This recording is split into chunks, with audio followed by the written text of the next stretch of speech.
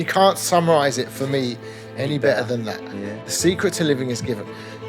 But the point about the recovery journey that I'm on is it's a spiritual experience. It's about coming out of the selfishness of my addiction and into the selflessness of recovery. Recovery is about seeing how I can bring a better quality of life to other people.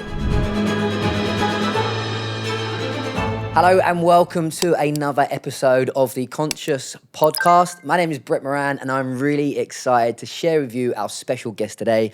He's somebody that I've known for years before I came on the Koh Phangan journey and moved here full time. And now he actually lives here, so I can't get rid of him. I can't get away from him. His name is Ian and he's wrote an amazing book called It's Not About Me, which is pretty ironic because he doesn't stop talking about himself. Ian, how's it going, mate? Yeah, no, it is an autobiography. So it is about you. Cool. So it's all about me. Brilliant, mate. But it's about the spiritual principles that I came to understand when my head popped out of my arse and I realised the world doesn't revolve around me. Amazing. So it's not about me. Confessions of a recovered drug addict and outlaw, from living hell to living big. It's from those days when I first met you back in, I reckon I met you 2009. 2009. Yeah. There's actually videos of me and you somewhere on YouTube wearing suits, all professional, with me got a microphone interviewing you, right? I look at it, I'm like, whoa, what was that? With proper shoes. With shoes and everything, yeah. And now, like, you've got long hair, I've got tattoos everywhere. We're both barefoot. I put a shirt on for the event. He's literally just put that shirt on downstairs. He said, I wear a shirt for the podcast. Honestly, mate, on a serious note, it's lovely to have you. And it's lovely to have you on the island, or to know that you were on the island when I arrived. Yeah. You know, because I got to Thailand 6 years ago and you were already here. Yeah. And then it took me another 3 years to move to this island. Yeah. And now I'm stuck. Now you're stuck. And on a serious note, you do some really amazing work. Like, we'll go into your journey in a minute, but you do some really amazing work on the island. There's a Helena Recovery and Wellbeing Centre, which basically helps addicts get clean, rebuild their life. Can you tell me a bit more about that? It's much more than that. But look, I'm 22. I'm in my 23rd year of sobriety. Yeah. 29 years old, intravenous drug user, chronic alcoholic, found recovery through a 12-step program, a bit like Russell Brand. Yeah. Actually, I remember using Smack with Russell about 18 months before I got clean, which was about 3 or 4 years before him. And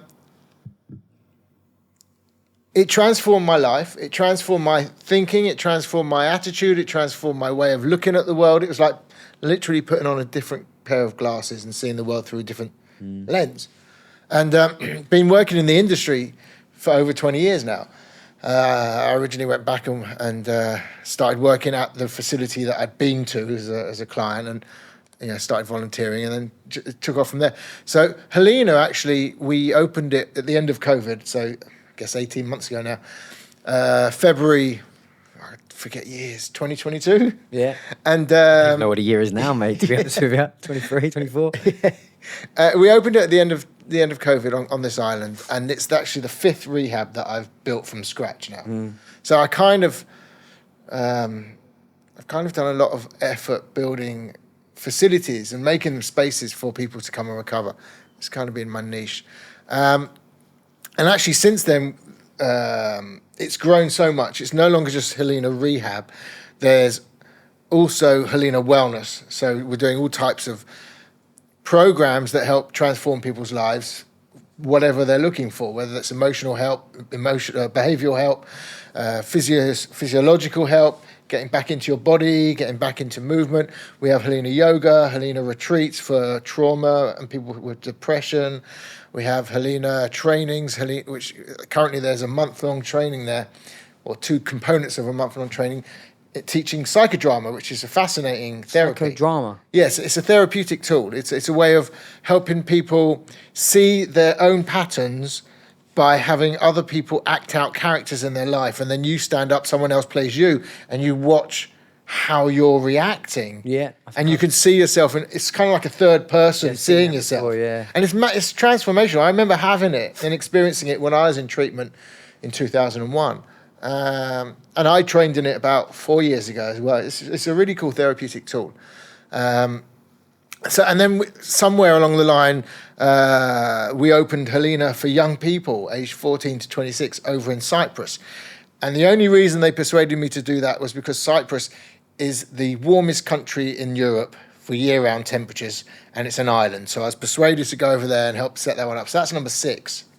So it's kind of cool having a young person's unit. I started off when I went back to the facility that I had gone through when my career in this industry started, I became the manager of a young persons unit. It's really kind of full circle now to be doing it from this angle and helping build another young persons facility in Cyprus, which is kind of cool. Yeah. We've got a farm, listen to this, with an orchard, pistachios, oranges, lemons, figs and dates. And then we have an animal farm with chickens, geese, ducks, turkeys, guinea fowl, rams, sheep, goats, and horses. And I take it all of that helps the young people get recovery and come back into themselves. It operates as a therapeutic community, so they have duties. Part of their treatment is about taking on responsibility for ourselves. So some of them, their duties is to, clean the horses, or it might be to feed the ducks, or it might be to pick the fruit. They have duties as part of their treatment. It's a therapeutic duty. Man, it's amazing. Why do you feel like, because I know I've done it as well, I was a volunteer years ago. Why do you feel like we give back? Once we've got recovery and then we start to get ourselves sorted and back on that journey, why do we become volunteers? Because there's a pattern in that, I right? love this question. First of all, I think Tony Robbins says it the best when he says the secret to living is giving. Yeah. Right? And you can't summarize it for me any better than that. Yeah. The secret to living is giving. But the point about the recovery journey that I'm on, 12-step recovery, is it's a spiritual experience. It's about coming out of the selfishness of my addiction and into the selflessness of recovery. Recovery is about seeing how I can bring a better quality of life to other people. And in a roundabout way, while I'm trying to help someone else, a higher power or God or a higher purpose or a deity or a spirit or whatever it is, karma kicks me in the ass and I get a better quality of life. I get a better quality of my own life when I focus on serving other people. The Dalai Lama says a spiritual life is one being of service to others. And the 12-step program talks about how we could be of service to the fellowship and to our parents and to our family and to our colleagues. Well, they're hot on being a sponsor for the new people that come all through. of that, Yeah. carrying the message to the new people, absolutely. It's all about how do I get out of my head and into... I was just about to say that, 'cause it makes sense, because when you're not doing that, I don't know about you, but you're in your head thinking about what can I get, what can I get, what can I get, and the ego is constantly chasing. But when you're in more of your heart, let's say, and you're focused on somebody else, it's like, what can I give them? How can I help them? What can I give? Yeah. That's I think it. Wayne Dyer says that. He says most people wake up in the morning, it's like, what can I get, what can I get? He said, just try and wake up and think, what can I give today? What can I give to the person that's being interviewed? What can I give to Antonio? What can I give to myself? And when you hear all the, not all, but many of those speakers on stage, these big brands that are all about how to bring wealth and finance, they all seem to have this message that with your wealth and with your finance, you need to have a proportion of that you're contributing towards Tithing others. or something they call it as well, yeah. Yeah, well, that's the religious language for it. But how can I contribute part of my opportunity of success towards the welfare of others? And that's beautiful. And that's the same in recovery, and it's the same in spirituality, and it's the same in most conscious communities. They talk about an exchange, and they talk about how we can help feed other people in our circle, whether that's nourishing the mind or the soul or the spirit or whatever.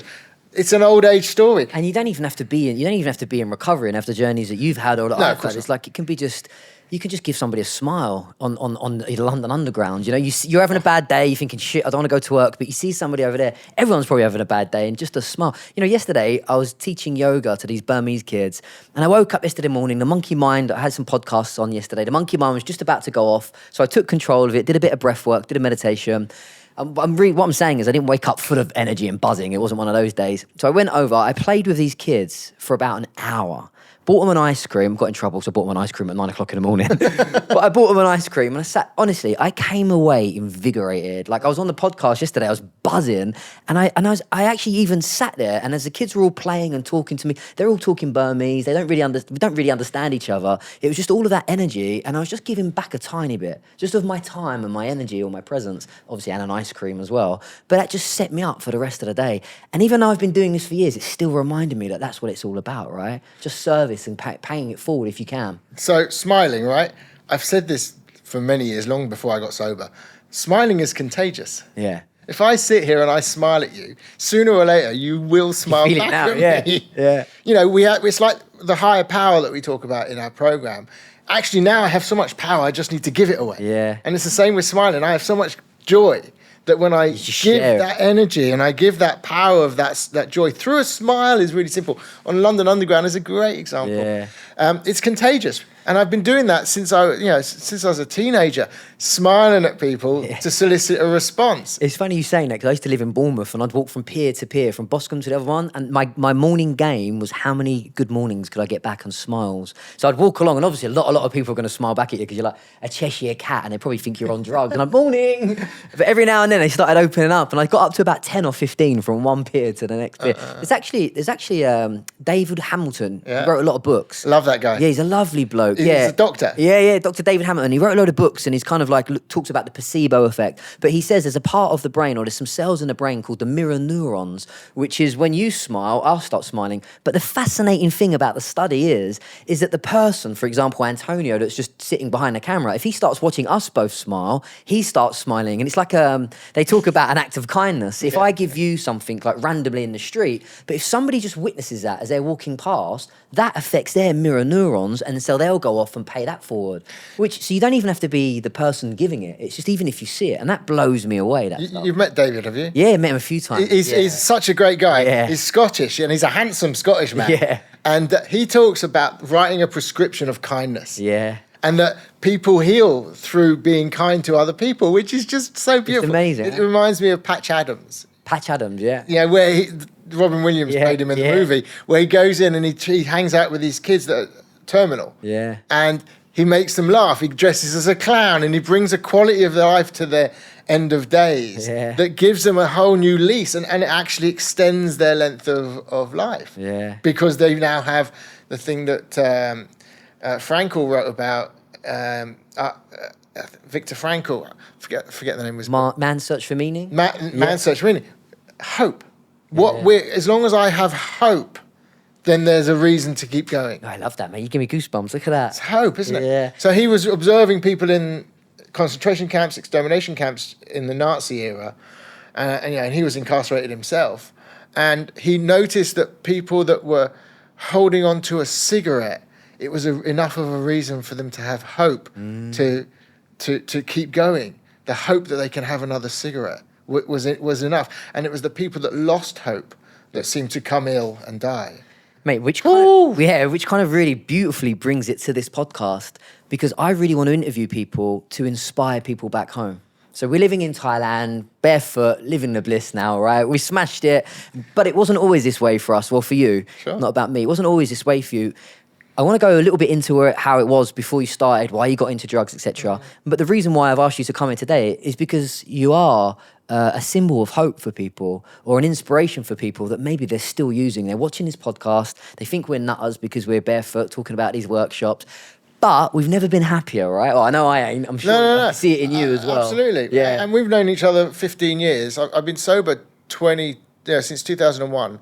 But I do remember what it was like when I was getting high. And I also remember why I started getting high. I mean, I don't know how much of the story you want me to tell. Oh, yeah. Tell me when you, was it peer pressure or was it like some trauma and abuse? I was the peer giving pressure. I was the peer giving the pressure. Brilliant. I'm glad that we're not on drugs now and the only thing that you can give me is coconuts because they're okay, right? So hindsight's a clever tool. And if we use our hindsight to help others understand themselves, that's a good thing. So I was a bully at school. I was the guy that was picking on people. And I was picking kids up and throwing them around the classroom, burying them under books and desks, and generally being a bit of a sod. And the reason why I was doing that was because whilst I was bullying someone else, I was feeling a sense of overconfidence and power and satisfaction. I was doing it because it made me feel stronger. It made me feel more confident in my own skin. Take away the bullying and I'm just a scared kid. Like weak kid, yeah. I'm just a scared kid thinking no one's going to like me, no one's going to trust me, no one wants to be with me, no one wants to be my friend, no one's going to share their whatever. I was acting out of fear. The way to conquer my fear was to find a way that made me feel the antidote to my perception of what feeling fear at the time, which was I want to feel power. So I felt power through bullying. Then the first time I drank, I was age 10. And I had a beer with a girl and another kid.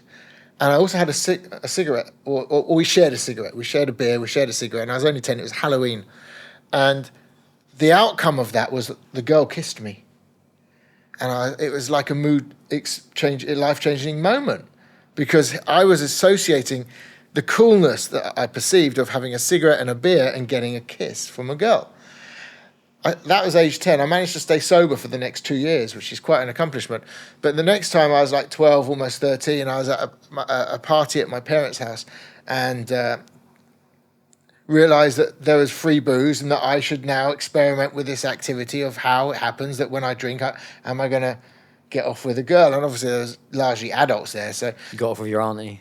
I was hitting on my auntie, and but I ended up, drinking until I passed out, vomited everywhere, made a fool of myself, and but again, the lesson for me was, well, that was quite good fun at first, and I'm going to remember the good times rather than the outcome or the consequence.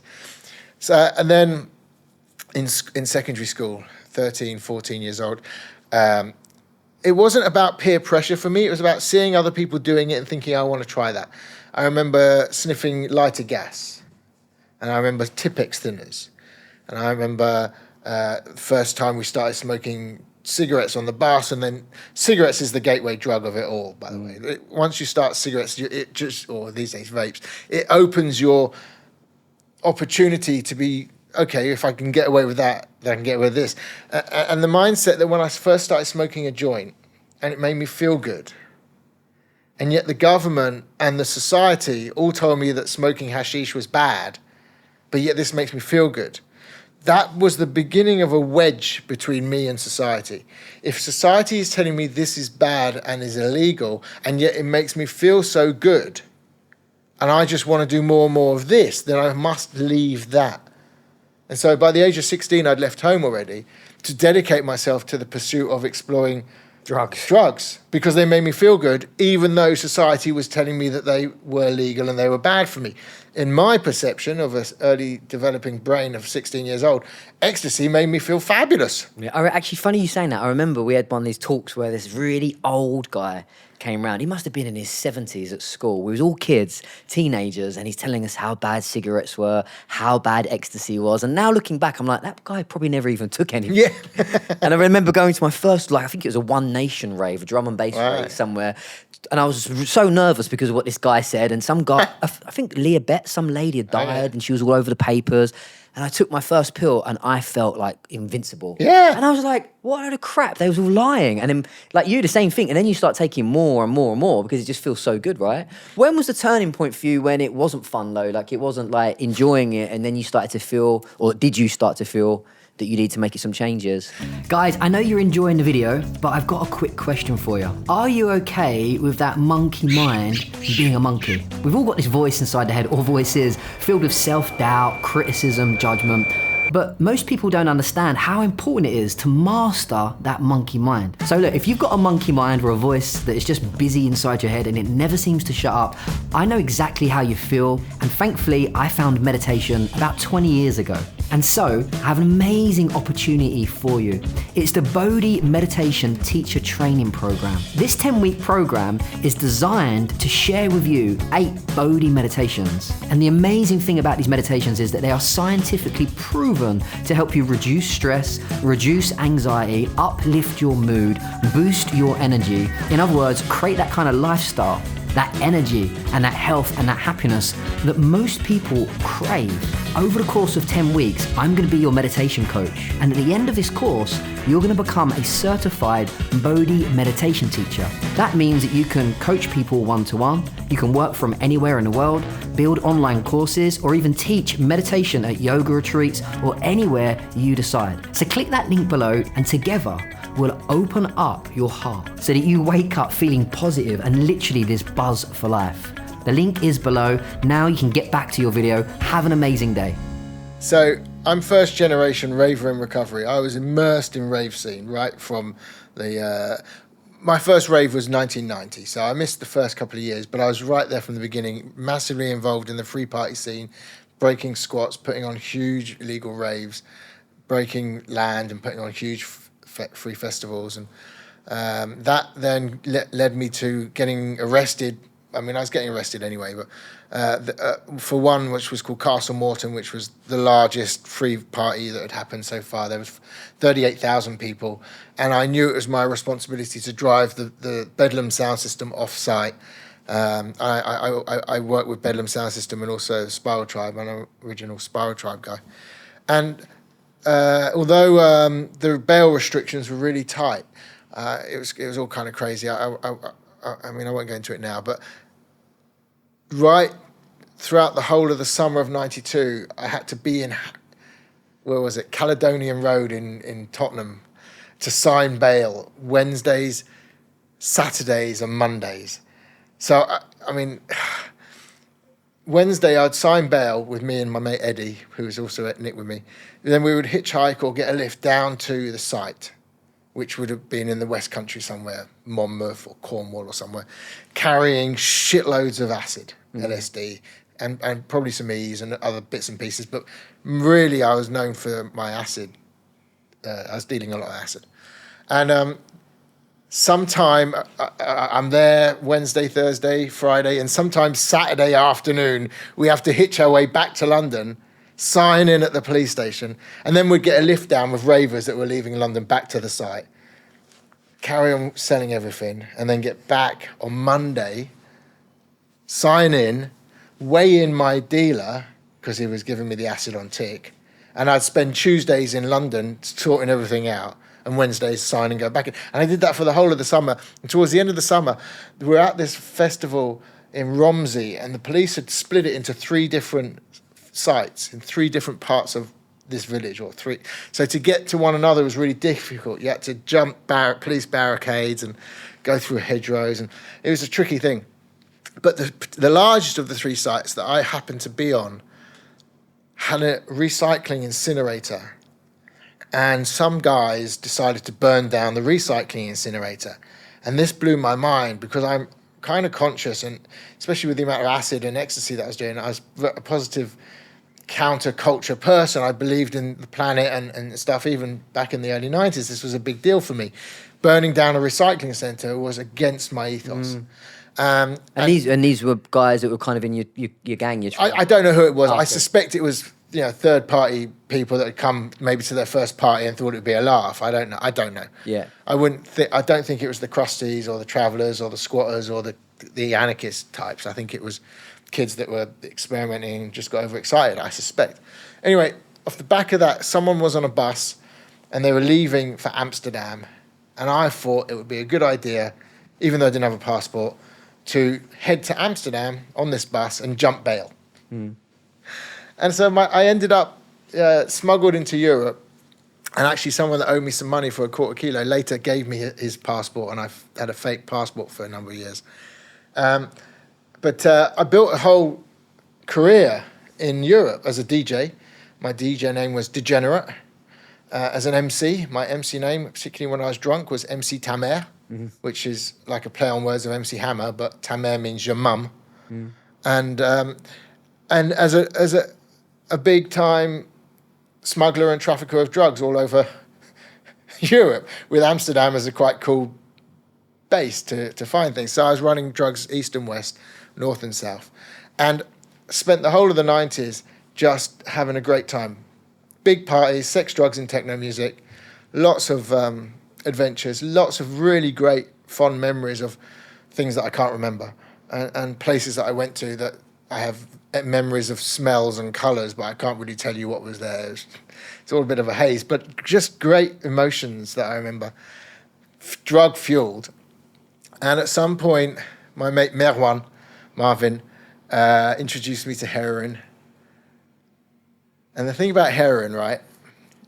Do you know, like, if you're in a car driving through rain, and you can hear all the rain on the roof, and for a moment you go under a bridge and the rain stops, and then you come out the bridge and the rain starts again. Heroin is like that moment under the bridge where everything stops and it just feels. And heroin was the solution to all of those problems that I had as a child that I was bullying people for. It took away my anxiety, it took away my fears, it took away my insecurities and my nervousness, and do people like me, do people trust me, do people want to be with me? I didn't care anymore. So before you was taking heroin and doing the partying and having like a mad time in Amsterdam, you still had the insecurities and all of the kind of self-doubts coming up. Yeah, but they were masked largely through alcohol. And drugs, yeah. I mean, I was drinking every day and Yeah. smoking weed every day from, I guess, like 14, 15, 16. Certainly by 16, there wasn't a day that went when I wasn't smoking and drinking. And I think the alcohol largely conquered my anxiety and my fears or held it at bay. But heroin... It was a different game. Heroin, I think I was like 19 when I first started with heroin. And I also tried injecting cocaine, and that just blew my mind as well. Though the high was short, the effect that it gave me was so profound, I chased that. And so from about the age of 21 through to 26, I was an IV, heroin and cocaine. I always liked to inject cocaine and snort heroin, because snorting heroin, I felt, kept me very functional. Whereas if I injected heroin, I'd go over and I'd crash and I'd just be asleep. Yeah. But by snorting heroin, it was doing it was removing all of my emotional anxieties, and it was making me at least perceive myself to be functional. When you was doing that, was you still selling drugs and that, or Yeah. you didn't have a 9 to 5 job in the office? Oh, no. I You was a complete- never had a job. Yeah, till now. And I was by about 1995, 96, I was based largely in the southwest of France. And I'm going to be a little bit vague, but I was part of a crew, and we were shifting so much quantity of heroin and cocaine that I could consume as much as I wanted without it ever affecting my cash flow. Yeah. I would walk around every day with 10 grams of heroin and 10 grams of cocaine in each pocket, and I would use it and share it and use it and share it. But typically I was going through that every day, and I never had to worry about buying it because of the amounts that we were selling. So my heroin habit grew and grew and grew. At its worst, for a number of years, it was around 3 grams a day.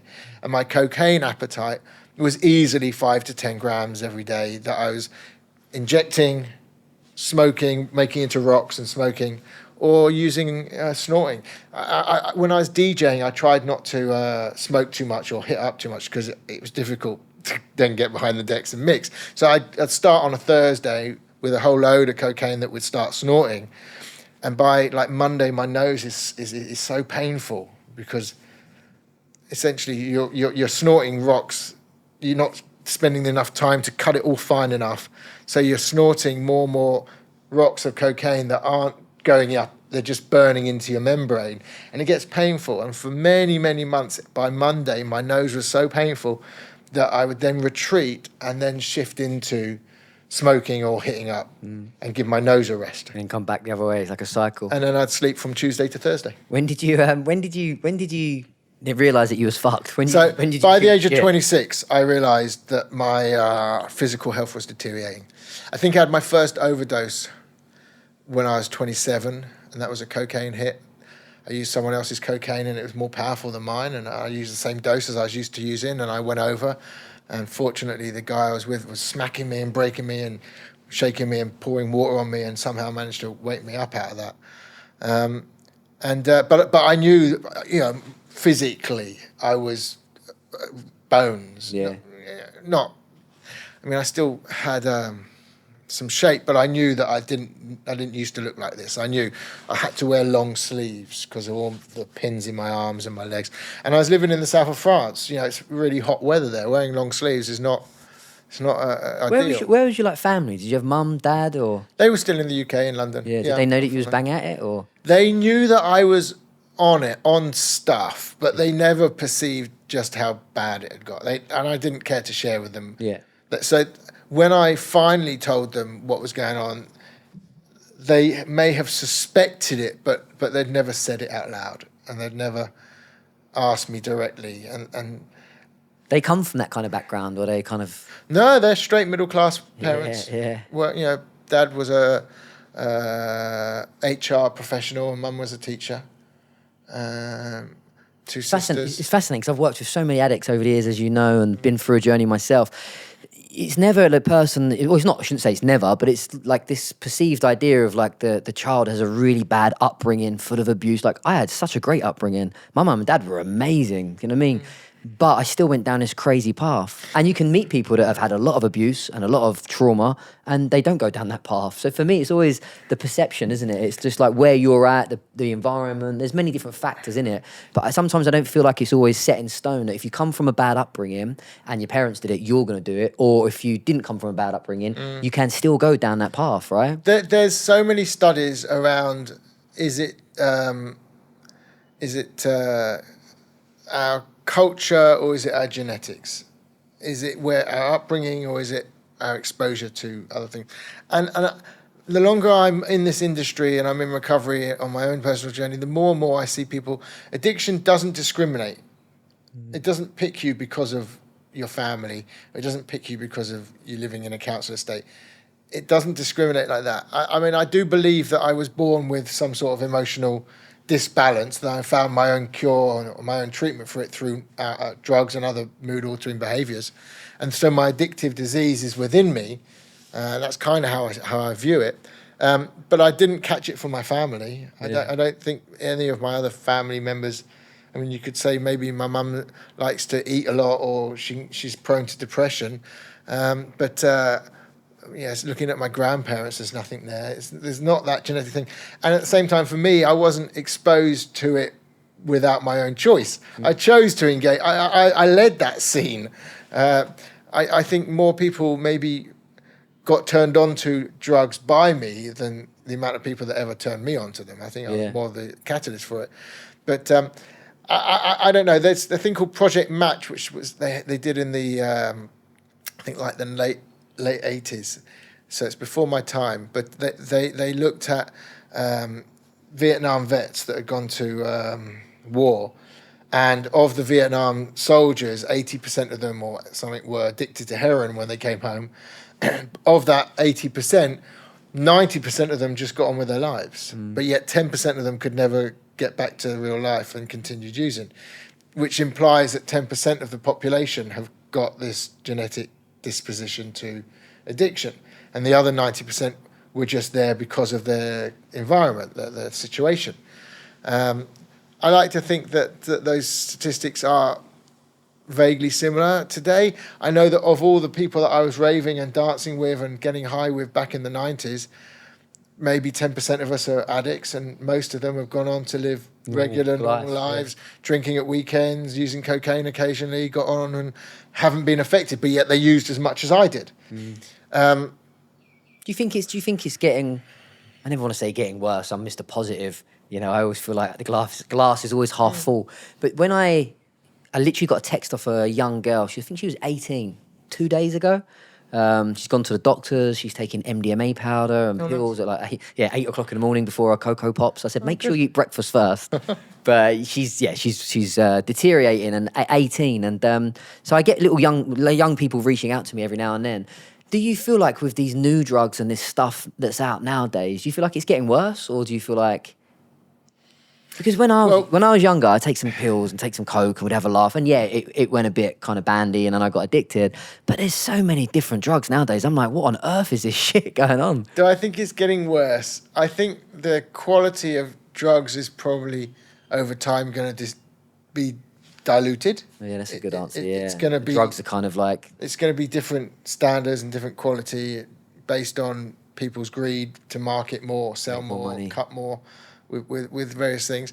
But at the same time, paradoxically, the weed that they're smoking today is like 20 times stronger than the weed I was smoking 20 plus years ago. The stuff over here, right? Because in Koh Phangan... around the world. Yeah, well, in Koh Phangan now, they've legalised it, right? So the whole of Thailand. We go around the little shops and there's just weed everywhere. And I smell it and I'm like, why was this not illegal? What legal back when I was younger? Because it smells amazing, right? But it's probably the original seeds from back when I was smoking, just even further genetically modified. Let's get it right. There's nothing organic about this skunk. Yeah. It is nothing organic about it. It's entirely built in factories. It's seed pollination. It's science. Yeah. And it's super strong. So certain drugs. Amazing. It does smell. Yeah. Do you ever get any inkling to smoke? Because I smelled it the other day. We was at 2C Bar or wherever, and it's on the counter. I opened up and smell it. And don't get me wrong, it smells incredible. Yeah. But there's just never a moment where I think, oh yeah, I'd love to have a spliff or a drink or a drug. Do you ever get? There's never a moment where I think a spliff is going to help me in this situation. Yeah. But I do often reminisce about ecstasy. I think Yeah. dropping some pills would be really nice. Having a big old hug, getting Yeah, loved getting up. some love. Yeah. And heroin and the other stuff? No, I'm long past that. Yeah.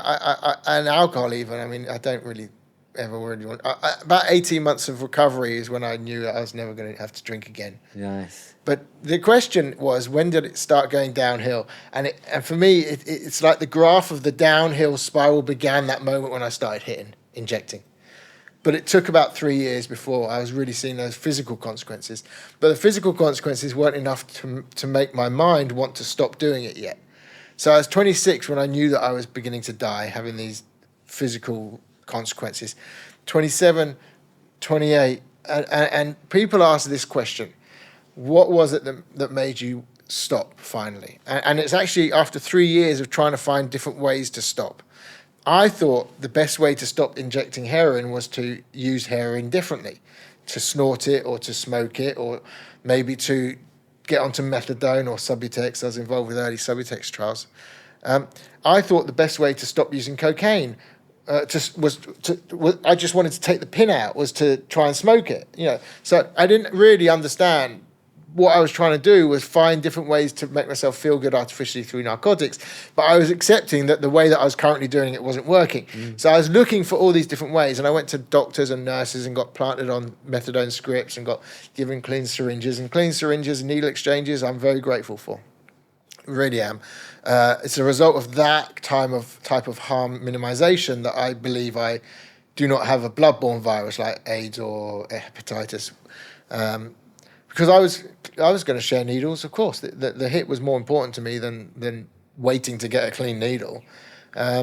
So I'm very fortunate that there were an abundance of clean needles in my day. So the question is, what was it that finally changed? And the story is, I'd come back from a ketamine run in India, and I had trafficked a nice few hundred grams of heroin along with that. And as that was running out, I found myself getting evicted from my squat. And sometime late November, this is the year 2000, I was in my squat in my bedroom, which was daffodil yellow, with spreads of blood all up the walls from where I'd pull my needles out and just shake the blood at it. And at some point, high on cocaine, I wrote a letter to, I don't know why, and to this day I can't really say much about it, but I wrote a letter and I addressed it, Dear God. And I don't believe in God. I didn't believe in God. I was not a religious person. I had no reason to talk to God. But for some reason, high on cocaine, I wrote a letter and it said, Dear God. And before any of your drug use, you didn't go to church on a week? No. Nothing. I was in no way connected to religion whatsoever. I've been raised Jewish by my parents and had my bar mitzvah at 13 and said I'm never going back to synagogue again. And I didn't, apart from like weddings or something. But somehow, high on cocaine, and somewhere I've got this letter still somewhere. I've written this letter, Dear God. And it's not, it doesn't say, Dear God, please help me. It wasn't like when you get nicked and you go, Dear God, I promise if you get me out of this, I'll never do it again. Yeah. And then you go and do it again. Saturday. Yeah. It wasn't one of those. It was, Dear God, I'm going to make a change. And when I do, I hope that you help me feel better. That's what the message was. And it's different because I was telling God what I was going to do rather than asking God what I wanted God to do. And what do you think's the difference? What do you think the difference is? Because you're making a point of that. So what's the difference when you just ask God to help you, but then you do it the way that you did it? Thanks so much for watching our videos and being part of the tribe. We're really here to raise consciousness, ignite your vibration, and help you master this monkey mind. And did you know that science has proven over and over again that one of the fastest ways to reprogram your mind is through positive affirmations and things like these Bodhi beads? They're a set of 108 mala beads that go round in a ring like this. And you practice positive affirmations to reprogram your brain. Science has also proven in a 30-day study that if you say the same affirmation and use a set of beads, then you can literally neurologically change the pathways in your brain.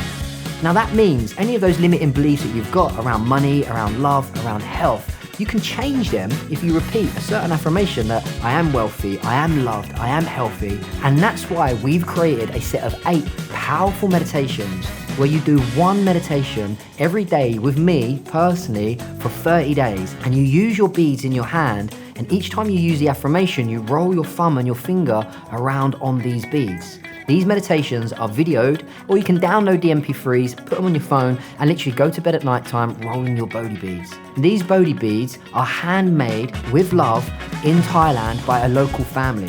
We ship them free to anywhere in the world, and plus we donate 10% of all of our profits to an elephant sanctuary here in Thailand. So click the link below, make sure you sign up right now, because we're actually going to give you a 20% discount code. All you need to do is when you go to the checkout is type in I love Bodhi, and that will give you a 20% discount on your first purchase of Bodhi beads. Have an amazing day. Now you can get back to the video. See you soon. No, I'm saying, God, I'm going to do this. Yeah. God, can you take care of the results? Can you help me feel better if I do the right thing? Yeah. This is the right thing for me to do. I'm on this mission now. I know I need to change my life before I die. When I do, I hope that you're there to help me feel better about myself. And I like that because a lot of people do, like, dear God, send me some more money. Dear God, please change my relationship. Dear God, help me. Whatever it is, an addiction. God does not give you a parking space. Yeah, but what you're doing is you're declaring who you're going to become and what you're going to do, and you're affirming it to a higher power or God or whatever you believe in, and then hopefully he might help you out on the way along, which... The help that I'm asking for is that he helps me feel better. Yeah. Not that he gives me something or does something for me, but just I want to feel good when I do this. There's a great quote. There's a great quote in Eric Butterworth's book. He says, God already knows what you want before you ask for it. It's true, though. It's amazing, right? If you believe in some sort of dialogue with a deity, then even before you can think about it, exactly. It's like, yeah. You're trying to catch up. Yeah. So go on, you wrote a letter out. So I wrote this letter. This was the end of November, and then sometime mid-December, there's a girl that comes around my squat and she's scoring weed off me. And she took me to an NA meeting, which is ironic that a girl that was buying drugs from me took me to a Narcotics Anonymous meeting, which is all about not using drugs. And she was still using drugs at the time? And she was buying them off me and using them, yeah. And I sat in that first meeting and I saw in black and white the 12-step program. And what was fortunate for me was that I saw them and I believed in them. And then from there, it all kind of fell into place. So when people say, what was it that motivated you to change? The thing is, it wasn't the circumstances of my physical health, because I was going to carry on using it. It was more important to me than my physical health. It wasn't lack of financial health at that point. I'd been smuggled back into the UK now because I was now more wanted in Europe than I had been when I left the UK 6 years earlier. So I was now back in London, and it was tough. I didn't have the access to drugs anymore. I had to wheel and deal, and I hated the way that I was ripping people off, petty crime, shoplifting, stealing stuff, trying to do small deals. I hated that I had become this junkie archetype now. And whenever people were reaching out to help me, I was manipulating them, taking advantage of them, taking the piss, just abusing their hospitality. And I hated the person I was becoming. So the number one reason why I found that time was the right time for me was because I could no longer tolerate who I was. I could no longer tolerate the Ian that I'd become. I hated myself more and more each day because I couldn't stop myself from doing what I didn't want to be doing in the first place. I couldn't stop myself from doing what I didn't want to be doing in the first place. And the only way to overcome the feelings of shame, degradation, humiliation, and self-loathing was, I knew, to do the very things that were causing me to feel that in the first place. This was the insanity of my addiction, that I hated myself more because I couldn't stop feeling so shitty about myself. And yet I knew the only way to feel better about myself was to do the very things that I was hating myself for doing in the first place. That's the insanity of addiction. And that's why it needed a spiritual solution. It needed an emotional and psychological solution. It wasn't about not using drugs. It was about not using all drugs. It wasn't about just using them differently or going to a different town or a different place. It was about abstinence and starting again and giving myself a fresh opportunity to rewrite my future. And it had to begin with abstinence, because every time I had another joint, I'd end up using cocaine in my arm again. Every time I had another drink, I'd end up chasing smack. Every time I did anything, it always led me back to cocaine, heroin, and alcohol. Always. So I had learnt the lesson the hard way after my third overdose, that I needed to stop and get abstinent from everything, which sounds like a little bit of an extreme way to treat a mild heroin addiction. But actually, my prescription to anyone who's looking to start this journey of spirituality and consciousness, it has to start from a place of abstinence, right the way down to the drugs that grow out the ground, the plant-based medicines that you think are somehow working to change your perceptions of reality. They're all good fun, but if you're having problems with addiction, that's not the way to go. If you're not having problems with addiction, please knock yourself out and please enjoy them, because I'm sure they're loads of fun. I have lots of fond memories of mushrooms and DMT. But if you're an addict of my type, there isn't a solution to be found in anything that changes our perception of ourselves. The only way to change our perception of ourselves has to start from a place of abstinence, and then consciousness and personal transformation and spirituality through changing the person that I have become. I had become this selfish, self-centered, arrogant, greedy, nasty, vindictive, resentful sod of a lad. Nothing's changed them. And the journey has been all about that change. And and I'm not perfect by any means. My impatience and my my lack of patience can still be quite profound when people aren't keeping up, or when work isn't getting achieved, or when too many people are talking to me all at the same time. I can still struggle with, blimey, will you just all calm down and let's do this one at a time? But that's not how it used to be. It used to be, wow, I don't want any of this. I'm going to run away and find a place to hide and get drunk. The drugs, yeah. It's a long journey of self-discovery. You mentioned the word spirituality a bit. What does spirituality mean to you? Well, so, great. Let's talk about spirituality from the point of view of bubblegum spirituality. I don't know if you saw my Facebook post the other day, I think about pop psychology, how everyone that you don't like must be a narcissist and all this kind of stuff. It's like, just because they've got their own agenda doesn't mean they're a narcissist. Yeah. Let's look at what narcissism really is. Now, don't stop labelling your ex-boyfriend as a narcissist. I think we live in a world where people are just constantly labelling each other something if they don't fit into the reality of the world that you want them to fit into. And it's mad, mate. This is why I just have nothing to do with social media. It's just insane. It's quite popular. You should try it. Yeah. So is drugs. So spirituality. To you. Bubblegum spirituality. How can we make spirituality attractive to everyone, to the masses? How can we market spirituality? It's not about wearing purple and burning incense. It's not about dancing naked around bonfires, although that's quite good fun. It's not about yoni massages and tantric sex, although that can be quite good fun. Spirituality for me is summarized with 2 rules. Number 1, bubblegum spirituality, summarized by 2 rules. The first one you've heard. Everyone knows this one. It's as famous as, do unto others as you like to be done to yourself. That's bubblegum spirituality rule number 1. Don't be a wanker. Do unto others as you'd like done to yourself. Kindness, heart-centered, empathy, tolerance, sympathy. Do unto others as you like done to yourself. Don't steal from people. Don't give people a hard time for the sake of giving them a hard time. Don't manipulate, don't bully, all of the things that we did. Be a nice guy. Yeah, be a nice person. Be a good guy, not a bad boy. Be a good girl, not a bad bitch. Do unto others as you'd like done to yourself. And the second component of bubblegum spirituality, and this is like advanced level, do for others what they cannot do for themselves. And this comes back to the beginning of our dialogue, when we talk about the Dalai Lama, who says spiritual life is one being a service to others. Tony Robbins, the secret of living is giving. Back, yeah. Do for others what they cannot do for themselves. So when I see a mother and 2 kids and a pram and a load of shopping bags struggling to go over the bridge, over the highway, instead of grabbing a handbag and running off with it, I carry the bags and the pram and I give her a hand and we walk over the bridge and we come over the other side and I give them back to her. And I don't ask for a $5. I don't ask, tell them my name and say, can you give me a good Facebook review? I'm of service and then I disappear anonymously. I used to love Basket Brigade. Did you ever do Basket Brigade? Tony Robbins thing. Yeah, well, it was a Yes Group thing. Yeah. That's where we met as well once, didn't we? At the Yes Probably, Group. Yeah, I gave a talk at the Yes Group. Yeah, I remember. So Basket Brigade is where we fundraise all year, and on December the 23rd, about 200 to 300 of us all come together and we make a few hundred Christmas hampers that feed a few thousand people. And then, once we've spent the morning creating all these full Christmas hampers on December the 23rd, we have a whole list of addresses. And I was never involved in soliciting where these addresses came from. My understanding is they came from various charities. Typically, I remember getting a lot of like single mothers that have been rehomed privately or anonymously because of domestic violence. So they were in sheltered accommodation. So things like that.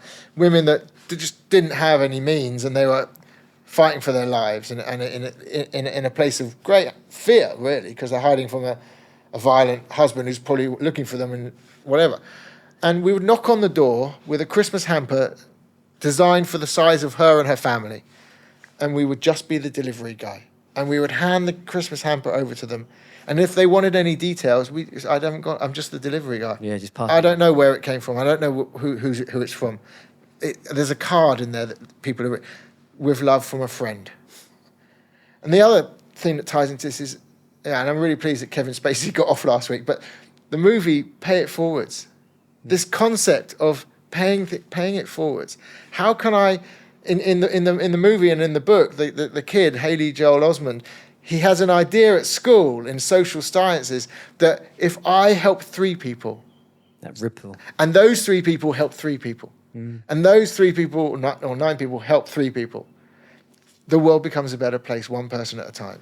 And that's just such a great concept. That's spirituality for me. Yeah, I love, just to summarize that, I love how you've made that practical and down to earth. Because spirituality for some people, and again, we've all got our own perceptions of what it is about, it can be just a bit too far out there and it's all about this. But when you really bring it back down, help the old lady cross the road, feed the homeless bloke, help the person that's kind of like lost. And to me, that's what it's always been as well. Take care of the elephants. Take care of the elephants or the kids, yeah. Or even yesterday, playing with these little kids, like I got more from that than they probably would ever get from me. Absolutely. In a way, I'm still very selfish, No, but that's it. You gave them a good time and you felt good about yourself. You felt so good about yourself, yeah. And it's just common sense, really. It's not common practice, though, in the world that we live in today, because we're just so focused on what I can get and what I can look like on the outside. So I love how you just made it so simple, mate. Yeah, I love asking people that question. Mate, just to kind of like come to the end of it, because we're coming up to like 50, 60 minutes. What I would love to ask you, mate, is going back to this young lady that messaged me 2 days ago. She's, bless her, she's like 17, 18, I think she was saying, taking lots of drugs. She's taking them at 8 o'clock in the morning. What would your advice be to somebody or anybody that's watching this, even if they're young and they're starting on their journey of drugs, or if they're like an avid kind of like veteran like you used to be or us, back in the day, they've been bang on it. What would you say? How would you start the journey of recovery? Most of my conversations like this happen with the family members who are concerned about their 17-year-old. It's rare that the 17-year-old is asking for help. It does sometimes, but most of my conversations are with concerned relatives. And I have to reassure concerned relatives that those of us with addictive disease that have got this illness, we're survivors. Yes, you will read in the headlines the examples like Leah Beth or the people that had tragic endings, but they are a very small minority. Very small. There's far more deaths crossing the road than there are alcohol and drug related deaths entirely. And let's also say this: there's 10 times as many alcohol fatalities as there are all the other drugs combined. So alcohol is by far the worst offender. I wonder why they sell it then. Because it makes us feel good. Yeah. A lot of money. So the 17-year-old that does ask for help, the question is, are you really ready to change? And my observation with over 20 years of working with people is that often people aren't ready for change. They just don't want to feel like this anymore. And they've found a solution to how they're feeling through drugs and alcohol. The reason why we do it is because it makes us feel good. And the reason why I use heroin is because it makes me feel good. It's not because I want to be a dirty junkie. It's because it makes me feel good. So we need to be able to present something to this 17-year-old that's going to make her feel good. And the perception of abstinence is quite a big ask, especially when you're 17 and you're still enjoying smoking and drinking. You may be feeling dreadful and cutting yourself. Self-harming is prolific. You may be messing around with various other addictive behaviors, or like shoplifting, or getting excited by risk-taking, unsafe sex, or whatever it is, and getting excited by all this experimentation. But the magic to recovery happens not because you need it to, which your parents are insisting you do, not because you want it to, because you may want to change, but I don't think you really want to do what I've done. But the magic happens when you let it and you trust the process. And if you are 17, which is really young, and I would hasten, it's probably too young on the journey to really have had enough consequences to fully accept this. But if you are, say, in your 20s, which is far more likely scenario, and your 30s, come and trust, ask for help, and then trust the process and let the process work. Surrender to the process. And I say this from a 12-step point of view, but let the recovery process happen in spite of you, and know that it doesn't happen immediately. It happens one day at a time. And I'm like 8,500 days down the road. That's all. I've just 8,500 days of doing it one day at a time, of just doing my best. Bless you. Doing my best to be a good guy, not a bad boy. That's me. Sounds good, mate. Sounds good. Yeah, I remember one of my first mentors when I was a volunteer in a drug and alcohol drop-in centre. I was so shocked. She was this wise old lady called Anne. She was amazing. And I would sit in and have my like one-to-ones about my client load. But to be honest with you, it was like therapy with her. I'd be listening and absorbing. And I remember one day a mum phoned up to book her son in for an appointment to come and see us to go through the whole thing. And Anne was like, no, tell your son to ring up if he wants it and we'll speak to him.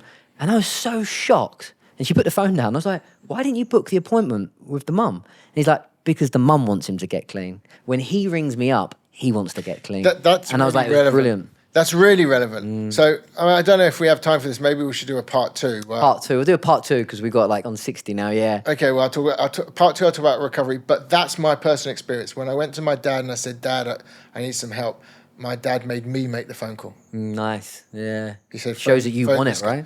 Yeah. Yeah. So let's do part two. Part two. Ian, thank you so much, mate. Is there any way that anybody can go and read your book? It's not about you. You can Google Ian. Not about you, or not? It's not about me. It's not about me. You can just Google my name, Ian Young, and the word addiction, and you'll see me everywhere. My book you can download for free from ianyoung.com or soberservices.com. You can just download that for free. There's no problem. If you want a hard copy, then you got to search for it on Amazon. Nice. But just Google Ian Young and the word addiction. You'll find me all over there. And if anybody is going through anything, they're in that position, mate, they can reach out, find you. Ian is a really beautiful human being, and he is on helping people, so that's what I do. Out. That's what I do. You can find my details on the internet all over the place, or search for the word Helena, HOLINA, or sober-services, or Ian-Young. Just find me, talk to me. Please use WhatsApp, because I live in Thailand. And I'm happy to help. I'm happy to offer advice. I'm happy to guide people. I'm just happy to listen to your stories. You may come into treatment, or you may need something completely different. I'm just here to help. Mate, thank you so much, Ian, mate. Love you loads. Man, I love you too. I've done for a long time. Hello viewers, thank you so much for watching this video. I'm hoping that you enjoyed it just as much as we enjoyed making it. We love this adventure we're on, we love growing this community, and we would love you to actually help us. So I've got a favor to ask you. Make sure that you subscribe below, and if you enjoyed this video, give it a thumbs up and turn that notification button on, because that actually helps us with the algorithm. In other words, it's going to help us reach more people and spread this ripple effect. And I really appreciate your time and energy for watching any video. So if you've got any comments or questions or queries, make sure you pop them in the box below. By subscribing, you're going to be one of the first people to know when we release new content. If you really want to take your journey and your growth to the next level, make sure you watch this next video and have an amazing day. Once again, thank you so much for your time and your energy. See you in the next video.